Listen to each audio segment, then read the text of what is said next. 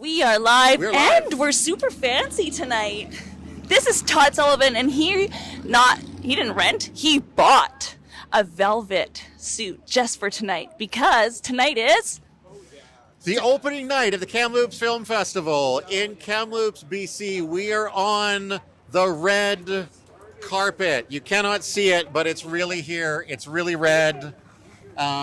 This is Kelsey Bell, my lovely and talented co-host for tonight. The Kamloops Film Festival runs from March 6th to 15th here at the Paramount Theater. This is the opening night. The opening night film is called Drive Back Home. Yes. We are a little bit later going to be chatting with one of the producers of the film here on the red carpet. And let's open things up with Colette Abbott, the executive director for the Kamloops Film Society. Hello, Colette. Hello. Thank you so much for joining us, for helping us get this live stream set up. This is the first time that we've done something kind of this ambitious. We're super stoked to be here. Well, I'm very excited that you came out and very excited to have a live stream on our red carpet this year. Fantastic. And how are you feeling right now? How stressed out are you right now? Well, I'd say it's definitely tense getting ready for a 10-day festival, but now that, I'm on the carpet, the doors are open, I can kind of enjoy the energy of the night. So most of the work at this point is done, and it's just kind of It's hopefully mostly putting relaxed. out fires, making sure everyone has a good time, making sure everyone feels welcome. Have you produced anything like this before? Is this the first time you've sort of tackled a multi-day, 10-day even event? yeah. So never a 10-day festival. I've worked on many film festivals in the past. I organized I guess it was a 4-day film festival, documentary film festival in Vancouver back in the day. This was like 15 years ago. But I've worked big festivals. Like I've worked the Toronto Film Festival. Oh, wow. So, I was a publicist for that. So I'm used to the red carpets where you kind of have you bring your celebrities and you walk down the carpet. And that's why I'm so excited about having an actual live stream because, those kind of big festivals definitely have a lot of cameras and media and stuff. Is there anything that you're super excited to be able to feature at this year's festival, like a film or an event or anything like that? I mean, we have so many great films, so many great events. I'm really excited about the films that we have guests because it's so amazing when you can watch a film and then ask those questions that you can't ask when you're sitting at home watching a movie by yourself. So tonight we have the producer of Drive Back Home, Brian Mason. So I know you're talking to him in a little bit. We are, yeah. Tomorrow night we're showing the documentary Incandescence. We have the two filmmakers for that film, Nova Emi and Velcro Ripper, and then also some local subjects. And then on Sunday, very, very excited about this film. It's called Universal Language, and we have the executive producer who is also the writer and one of the lead actors in that film. And this is a film that everyone will want to talk about after because it is abstract art. Okay. It leaves you with more questions than answers, and there's so many beautiful. It's just visually stunning. It's one of those. It's definitely a festival film. It's one that was there's so much creativity and nuances. It's sort of set in this abstract world somewhere between Tehran and Winnipeg. Okay, interesting. Oh, I'm excited. Right? Thank you so much for chatting with us. I think we should probably let you get Yeah, back you're to your busy. responsibilities. You have a lot to do tonight. Well, thank you so much. Yeah. Thank you so much for having us. Best of luck with the rest of the festival. Okay, thanks. A lot of funding. Matthew Perry. I think we're. So you're the king of funding. No, I'm not the king of funding. Okay. I'm the manager of The funding. manager of funding. A creative You manage the king of funding? No, I wish. No. Oh. No, I look after funding, different funding programs for lots of different sectors that Creative BC supports, for film and TV, obviously, but also lots of events funding as well, and things like this, festivals, but also books and magazines and interactive and digital media. So we support, Creative BC does lots of different things, but one of the important parts of it is the funding, and that's what I'm responsible for, and I lead a small team that looks after all the different funding programs. How did you get involved with this? Well, Did you just fall into it, or did you? No, I've kind of always worked in sort of organizations that are film and TV adjacent. I'm not somebody who has a great background in production per se. I've done some things in production, but I've also usually worked for organizations like film commissions and things like that support the community, that support the region in terms of filmmaking activity. Yes. And then I moved to Canada 15 years ago. Yeah. After working, I used to work in the Los Angeles for the British Film Commission. Oh, wow. And then I moved up to Canada and ultimately started working at Creative BC. How do you like it here? I love it. I Yeah? love it. And I love coming. I love any excuse to come to Kamloops. Really? Before my role as manager of funding programs at Yeah, Creative BC, I used to work as a location consultant for the province, again for Creative BC. So I used to come up here and I would get taken around by the former film commissioner, Vicky Weller. Yeah, yeah. She would take me around and my colleagues around, and we would look at all the different potential locations. Right. And then when we would go back to our office in Vancouver and we'd meet with producers and we'd read scripts, we'd be able to suggest places that we'd seen or that would fit whatever was needed for that particular production. What kind of themes do you see Kamloops like being good for? Like westerns or? Well, I think it's really versatile. It's got a Yeah. lovely sort of town feel. You've got the lovely sort of desertiness and the hoodoos. You've got like really beautiful green stretches as well. I remember seeing before. Yes. You've got lots of historic buildings. You've got things like the Tranquil, is it? Just Yeah, outside yeah. Vancouver, I remember, and that's had lots of filming activity over the years. So I think there's so much potential here, and not just potential. I We actually have a agree. lot going on, which is great. Would smaller sort of independent filmmakers be able to turn to you guys for funding, or is it? Absolutely. We like to support everybody, from those filmmakers who are new and emerging or just getting started, through to people who have been around for a few years, through to production companies as well that have been quite established Right. and have been going for a number of years. We support all sorts of different projects, from very low budget to quite high budget things as well. So I think we try to offer as much as we possibly can. Sure. Yeah. What would be sort of, is there a website or something that people could turn to for more information? CreativeBC.com is where everything is. Yep, Yep. You'll find it all there, and just click on funding programs if it's funding programs that you're interested in. Fantastic. So this is for filmmaking magazine work too, you mentioned? We also support the magazine publishing sector and the book publishing sector, as well as interactive and digital media. So we support lots of different kind of Sure, sectors. But sure. obviously the focus here today is filmmaking. Yeah. And that's why I'm looking forward to the industry weekend, where we'll be able to meet lots of filmmakers tomorrow and talk to them about Creative BC and our different funding programs. Yes. And what it is that we have available. Yes. Well, I'll see you on the weekend then. Okay, great. Thank Yeah. you so much. We like making films too. Good. Yes. Well, you must get in touch with Creative BC. Absolutely, See we what will. we can do. Yeah. All right. Thank you for your time. Thank you let so much, Nice Matthew. to meet you. Yeah. Thank you. Thank you. Sorry, my hands are cold. Take care. Bye. Take care. There we go. Brian, Drive Back Home producer. So Drive Back Home, Yes. opening night film. How did you get involved with this project? Yeah, so I got involved a long time ago. I had a producer who's one of the co-producers in the film, Will Woods, had got the script from one of the agents he was friends with. It was by the director, Michael Klowater, who also wrote it. And we read it, and I was just really excited to be a part of it. And Will and I kind of got together and we're like, let's work with Michael on this film and like get some funding.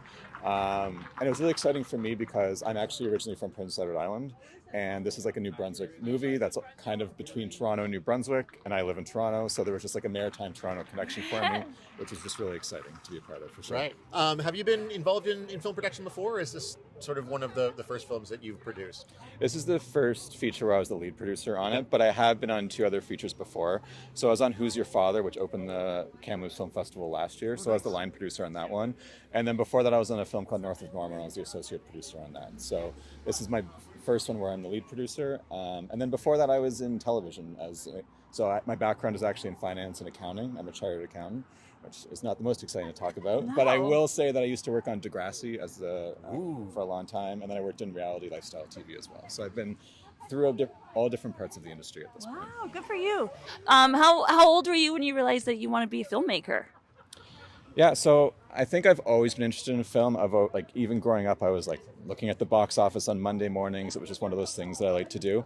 But I always like to remember in grade 9, I was in French immersion, and in our science class at the end of every chapter, there was like an option to do like 2 different science experiments, and then there was like a video presentation you could do. And for some reason, my friends and I just loved doing the video presentation, so we always took our camera, ran around downtown Charlottetown, and did a bunch of videos that way. And then we would stay up until like 3 a.m. the night before it was due, editing it all together. So that's what I really remember. And what would you say is maybe the biggest lesson that you learned on this film as the lead producer compared to the other films you've worked on? I think for me, at the end of the day, it's like making sure you just find some really awesome people to work with. And I think each person that you work with, like you're really in like a big struggle to get this movie made. Like Canadian independent movies, not even just Canada, but anywhere independent movies, like fairly difficult. And you just want to like be able to have people that you can count on and work with them and make sure that your project can succeed. Well, congratulations on your film. Congratulations on having it open the Kamloops Film Festival. I'm hoping to watch it tonight. So thanks for your time and best of luck. For sure. Thank you so much. Yeah. I'd really like to thank the Kamloops Film Festival for letting us open this film festival. It's such an honor to be here and to be opening. So thank you so much. Come on down. You're the next contestant on Location with Todd and Kelsey. With Todd and Kelsey on location on the red carpet. We are now with Terry Hadwin, the TNRD Film Commissioner. Welcome. So I guess just to start with, for people who may not know, what does the Film Commission and by extension the Film Commissioner do? So in a quick summary, what we try to do is try to bring in film productions into the area to stimulate economic development. So a lot of the work that I do is reading scripts and then presenting locations that I think will fit those scripts. And then I show people around. I introduce them to the locals, so I'm a bit of a local liaison. What else do I do? I also try to support film industry from within, so providing training opportunities. So for example, we've partnered with the Film Society this year to host our Learn About Film Laugh for Short event, where we're bringing in very, very professional and educated and experienced individuals to come and present to the people within the interior everything that they could possibly want to know about filmmaking. So that's one of the examples of how we try to facilitate growth from within, providing training opportunities, providing networking opportunities once a month. Totally. And just bridging the gap with just providing resources and information. Have you always sort of worked in the vicinity of film, or is this a relatively new kind of gig for you? Film is relatively new to me, so I've been the film commissioner for a little over 2 years now. But before that, I was with the TNRD working with the funding development aspect of things, so a lot of grant applications, which is still very much a part of what I need to do in order to build my program. Similar to what Matthew does? Well, he gets to give the money away, so yes. And you're the one who asks for the money. That's correct. Oh. That is correct. Yes. Okay. So, but great question. Yeah. So we do apply for funding to Creative BC, and we also get provincial funding from Creative BC to help us operate throughout the year. How do you like it? I love my job. So I forgot what the tangent we were asked before. Before being with the TNRD, I was the executive director of the Kamloops Arts Council. Loved that job as well. Working in nonprofit is incredibly exhausting for the amount of time that I did it for. I was in nonprofit for 20 years, so I was happy to move into a government role. And when the Film Commission position came up, Vicki Weller, said that I should put my hat in the ring, and I did, and here we are. So, Very nice. Yeah. What's next for you? Are you comfortable where you are at, or do you have like a 5-year plan, or? I can't see myself liking anything better than this job. I love my job. Yeah, every day is completely different than how I think it's going to go, because a lot of it is dependent on film projects coming into my desk, coming into my inbox, people just showing up. So my day is completely unpredictable, and that can be a little bit challenging, but it's also rewarding. Like it goes by really fast, and yeah, I can't believe what time it is already. Yeah. Do you ever get an opportunity to see, especially at the film festival, projects that you've had a hand in? Yeah, so it's pretty excellent when you get to watch the landscape unfold in front of your eyes, something that you worked on. So, for example, we had a world premiere.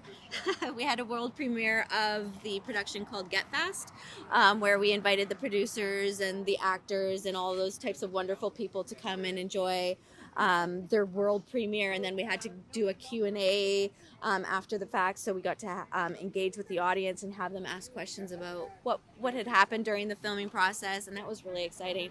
I think my favorite part of the job is when I'm touring the location scouts around, or the directors, and they see what they want to use. They've actually seen their vision be presented in front of their eyes. Are you from here? I am, yeah. Well, I went So to you high know all the school. corners. Yes. Yeah. I went to high school, Brocklehurst.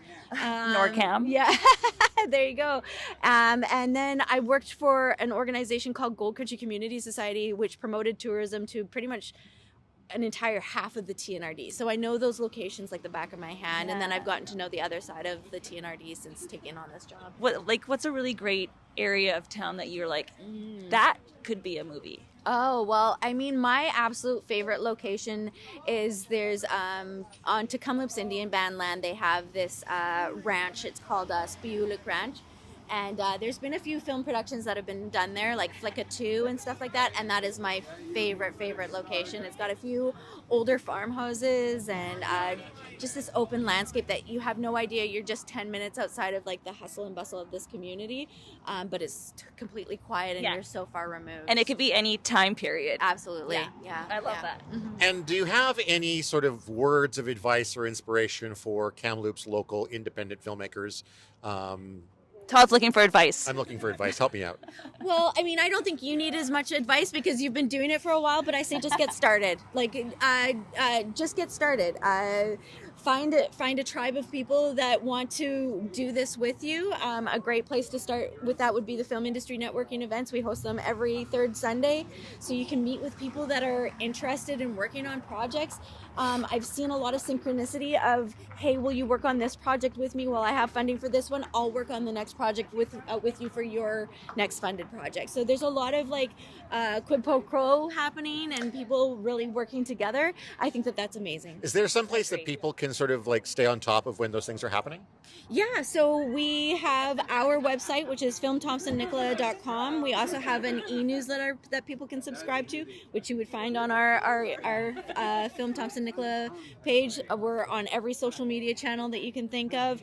And we also recommend people check out the Film Kamloops Facebook page. It's very community-oriented, and I think that a lot of people work together on that one. Amazing. Okay.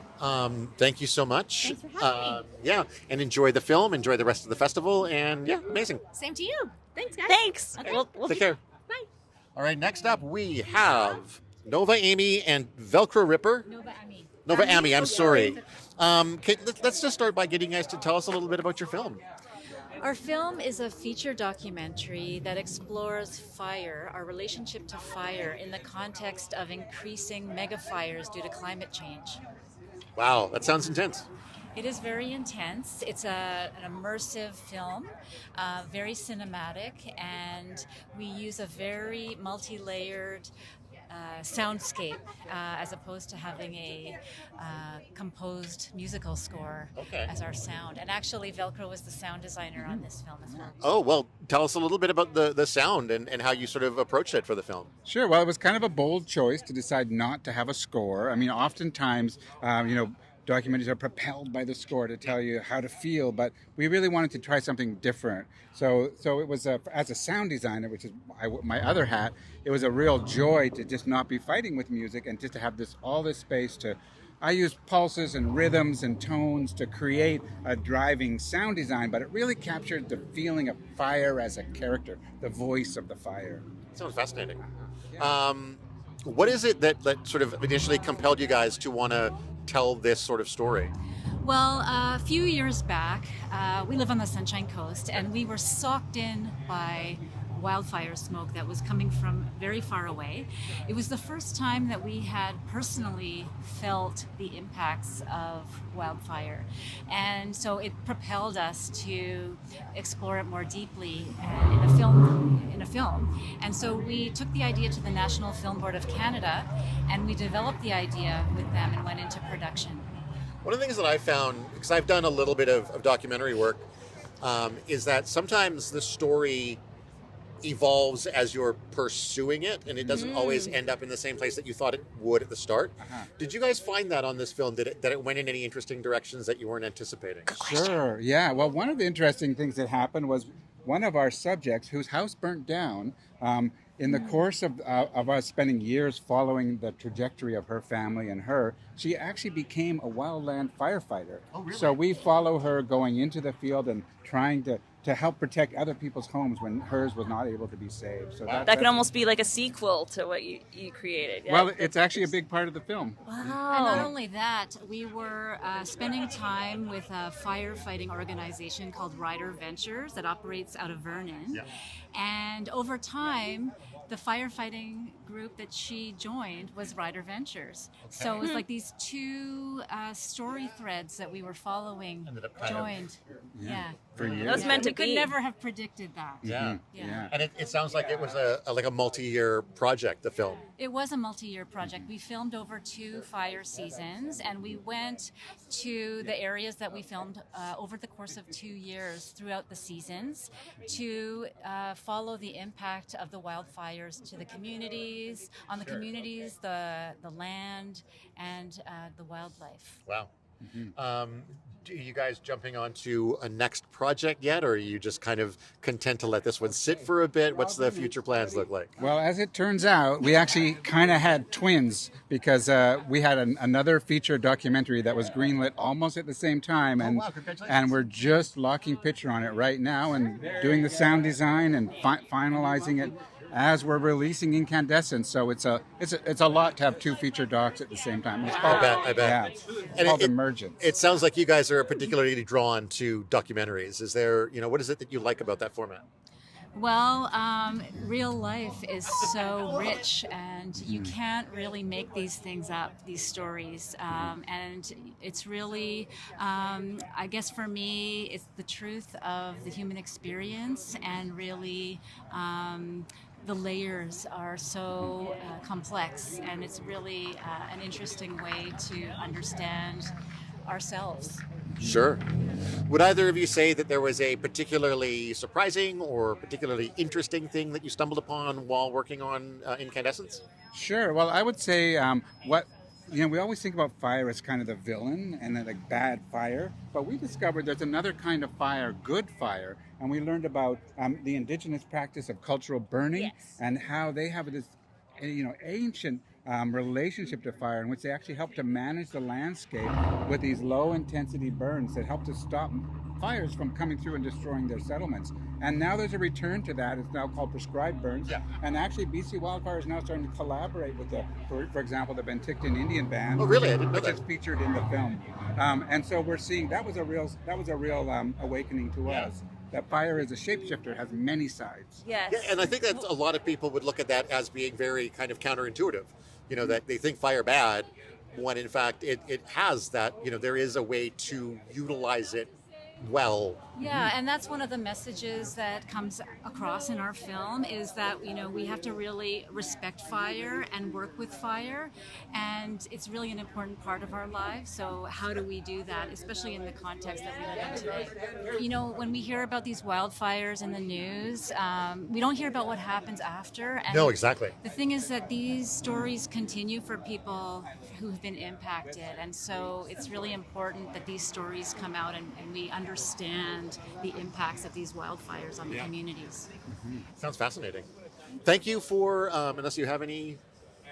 You did it all. Okay.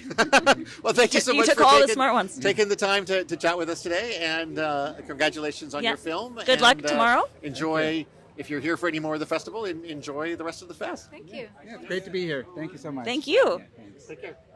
Robert Randall. That's me. That is you. You are the founder of Yap TV, apparently. That's what my card That's says. what I've heard. Congratulations, Robert. What is Yap TV all about? Well, YAP stands for Young Actors Project. That's how my channel started. I have a YouTube channel and has almost 2 million subscribers now and 500 million views. So Substantial. yeah, it's been a fun ride. It started out as acting workshops that I did with young people, and I used to work in the movie industry, so I'd make movies with them in addition to putting on a play. And then way back in the day, I just put those movies on YouTube, share them with the family and friends, and year after year kept doing that, and eventually things started to catch on, and one year one of them went viral. We had 10 million views in its first week. And What went viral? it's a movie called The Girl Without a Phone, A Cinderella Story, and it is now up to 120 million views on YouTube. Oh my God.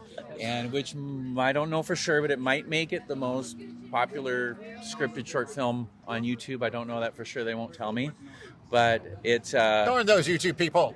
I know. So anyhow, that movie changed my life, and it allowed me to become a full-time creator and just keep making shorts and web series. And so here I am at the Kamloops Film Festival, where they asked me to come talk about web series. And so, have you always been in the film industry? Like, Yeah, I used to work as an assistant director. I was a first AD in the movie business on Hollywood shows. you started as that?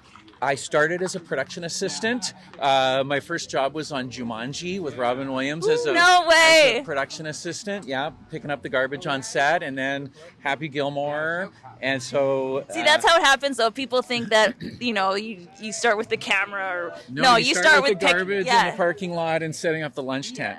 Yeah, and then I eventually moved up and became a first AD, and so I did that for about 8 years. Learned how to make movies and kind of soaked in all the information you do when you're kind of in charge of scheduling and running the set and working with the actors and the director and the cinematographer and meeting with the props people and the costume people and all that. You kind of soak in a lot of information. Must have been such an exciting thing as a young man, like picking up garbage, seeing all these famous people.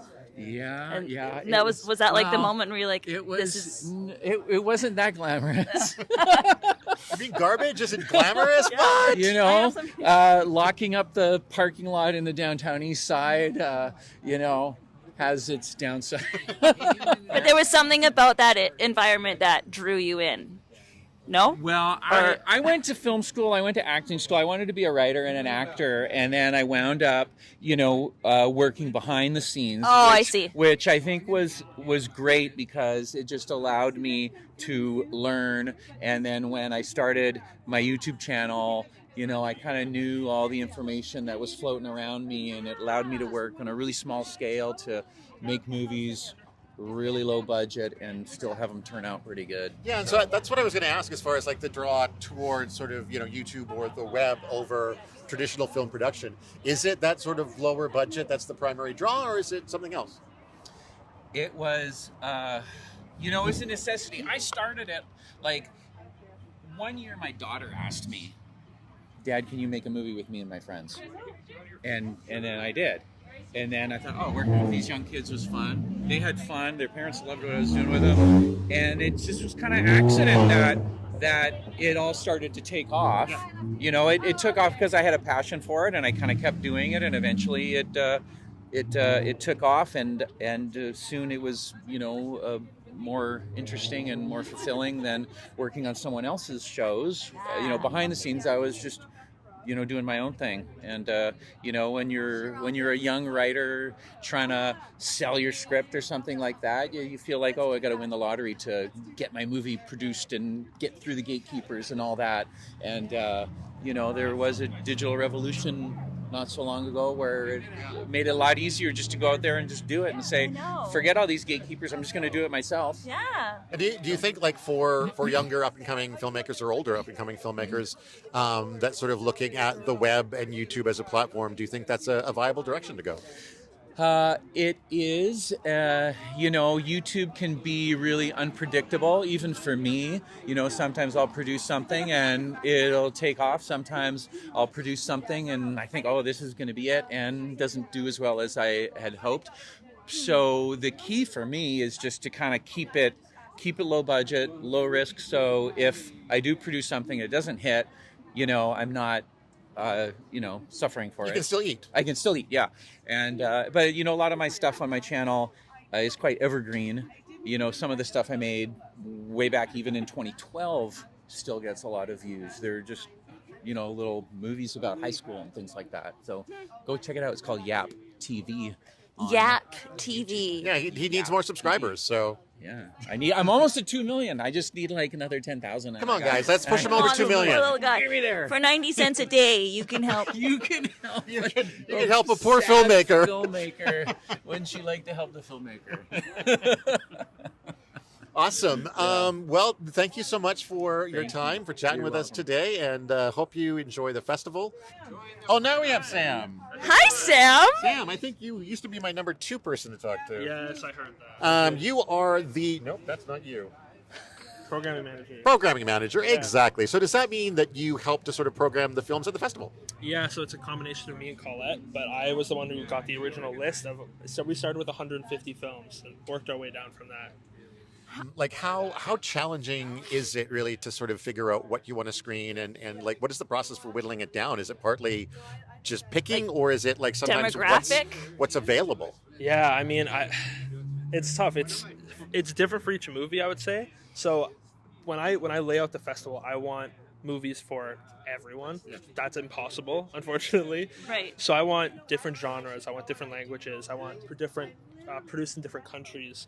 I want representatives of all genders from directing. I want every single person in town to be able to come see something they want to see, and then my goal is I get them in for one movie and then I sell them on the rest, because I think our program is really, really good. I think we have a good festival. I think it's great. I've worked here for on and off for like 7 years at the Paramount Theater. I've been the programming manager for 6 months, so it's a lot at once, but I know what our past festivals look like, and I'm really proud. I think we met the challenge this year with our program. Yeah. What was the biggest challenge then as far as planning the films? Just the movies? Yeah. The one challenge for me was looking into smaller films as well, because obviously you hear a lot about the big movies, about movies that are up for Oscars or whatever, but I was also looking for something like Universal Language on Sunday. That was Canada's submission for the Oscars. Oh, really? We love having a lot of Canadian content at the festival. Totally, I get that. We want, especially because that's the people we want to bring out, is Canadian directors, Canadian actors, and we have a bunch of them this year. So that was the challenge, I think, looking into the smaller movies. Are you at all into making your own movie one day? I have been interested in that before. I actually really like video editing, and I have edited other people's short films, but I don't think I'm a filmmaker. How did you know that editing was like your jam? I did a summer job for Joy Factory Films doing like commercial editing, and I realized it was fun. And some of the I would tell other people I thought it was fun. And they're like, "That's the worst part of my job," and I'm like, "Oh well, maybe I should do it because like I actually enjoy it." I quite enjoy editing as well. Yeah, it's the most fun part of the process for me. How did you guys land on closing the festival with Nosferatu with Radiohead, which is a bonkers choice, but I love it. Yeah, I wanted to screen that really bad when it was making its round in other festivals. And Drunken Graveyard, we would do so much work with them, they had mentioned wanting to do it, and I was like, what if we close with it? That would be hilarious. So we will. And also, it's Nosferatu to some people's minds, I hope, because most people I know saw the Robert Eggers film. It came out on Christmas Day, which is hilarious. I think it's a great choice. I know, what a weird choice. I saw it on Christmas Day. It was very funny. Spending all day with family and then being like, I'm going to go watch this creepy movie at the theater. It was awesome. Yeah, nice. Great way to spend Christmas. Yeah, so I think it works as an ending to the festival. I think so too. What a fun, And All We Imagine Is Light, which is the other closing film. Okay. They're on at the same time, kind of. Yeah. Yeah, that's another big festival hit at other festivals. Well, that's very cool.